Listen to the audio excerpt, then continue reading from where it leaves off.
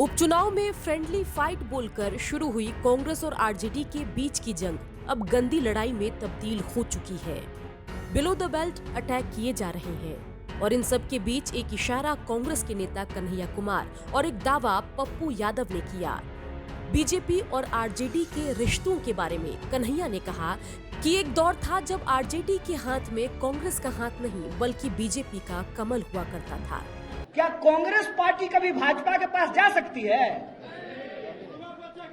और एक इतिहास और बता देते हैं, सीना ठोक के बोलते हैं, कल से प्रवक्ता जवाब दें कि कांग्रेस पार्टी को छोड़ करके कौन ऐसी पार्टी है जिसने भाजपा के साथ गला नहीं मिलाया है। वहीं पप्पू ने दावा किया कि आरजेडी बीजेपी की बी टीम है। विपक्ष बीजेपी से मिला हुआ है, बीजेपी के साथ है। इससे बड़ी बात जो मैं बार बार कहता रहा हूं कि नीतीश कुमार को टारगेट और नरेंद्र मोदी, अमित शाह और बीजेपी को नहीं टारगेट। और ऐसे में बिहार के युवाओं की दिलचस्पी उस दौर को जानने समझने में बढ़ गई जब लालू बीजेपी के करीब थे। आइए आपको बताते हैं कि आखिर बीजेपी और आरजेडी के बीच के रिश्तों का इतिहास क्या है। कांग्रेस विरोध की लहर और मंडल कमंडल का साथ। बात है साल 1990 की, जब बिहार में विधानसभा चुनाव हुए। इमरजेंसी के विरोध में जब देश में मंडल आंदोलन की लहर थी और दूसरी ओर बीजेपी कमंडल के सहारे अपनी राजनीति को धार देने में जुटी थी। लेकिन कांग्रेस विरोध के नाम पर दोनों एकजुट थे। केंद्र में वीपी सिंह की अगुवाई में जनता दल की सरकार चल रही थी और बीजेपी का समर्थन उस सरकार को हासिल था। और इन सब के बीच बिहार में 1990 में विधानसभा का चुनाव हुआ। सत्तारूढ़ कांग्रेस को सिर्फ 71 सीट मिली। बीजेपी के 39 विधायक जीतकर पहुंचे।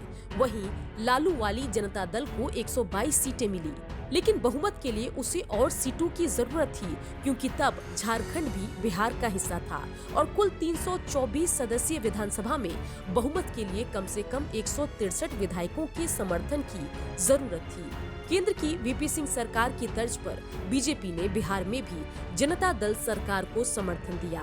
जनता दल में चली रशाकशी के बीच पार्टी के अंदर हुई वोटिंग में लालू यादव नेता चुने गए।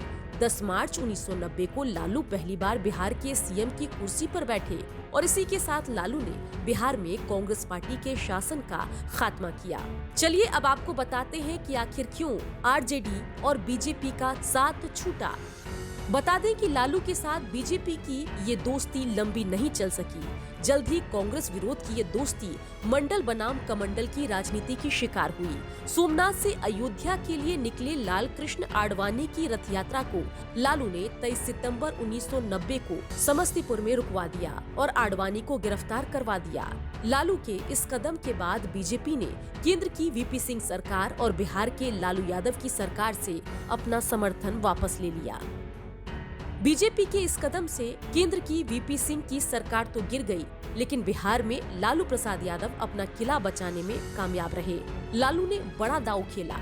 उन दिनों प्रदेश बीजेपी के बड़े नेता हुआ करते थे इंदर सिंह नामधारी लालू के समर्थन में आ गए और बीजेपी में टूट हो गई। नामधारी का गुट लालू प्रसाद यादव के समर्थन में था और इस तरह लालू ने उनके समर्थन से अपनी कुर्सी बचाई। फिर लालू ने अपनी अलग सियासी लकीर खींच ली। यहाँ से लालू ने अपनी सियासत का नया दांव खेला। कमंडल विरोध की राजनीति को लालू ने अपना मुख्य हथियार बनाया। लालू ने पिछड़े और मुस्लिम वोटों को मिलाकर M+Y का अपना समीकरण बनाया, व्यू रचा और उसी के बल पर बिहार में 15 साल तक राज किया।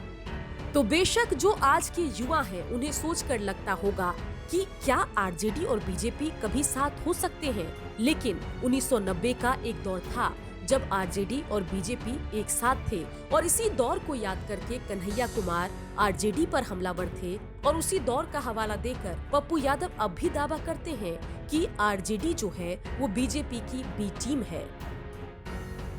लेकिन बीजेपी और आरजेडी की दोस्ती तो थी किसी दौर में, लेकिन वो दोस्ती ज्यादा लंबी चल न सकी। फिलहाल कांग्रेस से किस बुनियाद पर आरजेडी अलग हुई है ये तो आरजेडी जाने, लेकिन इन सब के बीच कांग्रेस की तरफ से ये दावा जरूर हो रहा है कि आरजेडी बीजेपी की बी टीम है। खैर, मौसम चुनावी है और ऐसे में आरोप प्रत्यारोप का दौर तो चलता ही रहता है। ब्यूरो रिपोर्ट, बिहार तक।